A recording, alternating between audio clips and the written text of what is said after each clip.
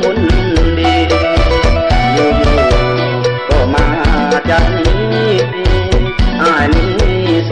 กาว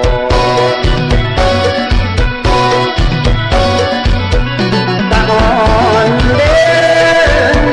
ตะอ่อนผู้ชายคนนั้น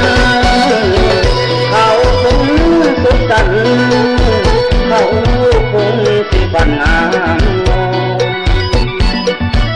อายเคยดีใจหวังไว้ที่ใดห่วงมอนสุดท้ายเขาเอาไปซ่อน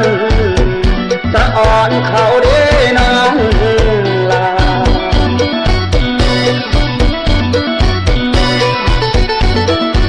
ไป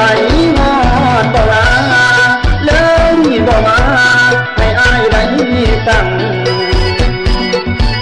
เจ้าเรื่องความลับของเฮาหมดแล้วบ่นาหากน้องที่ไปก็ไปเลยอายบ่ว่าเพียงแต่อยากขอเห็นหน้าได้คำลาอายก็ดีใจ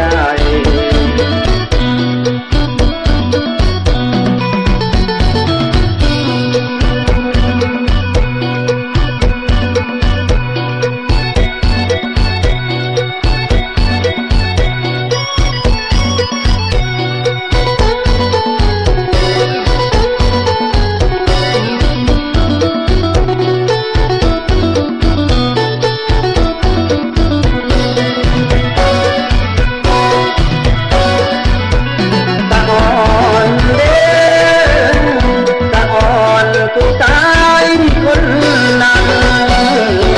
เขาคงสุขสันต์เขา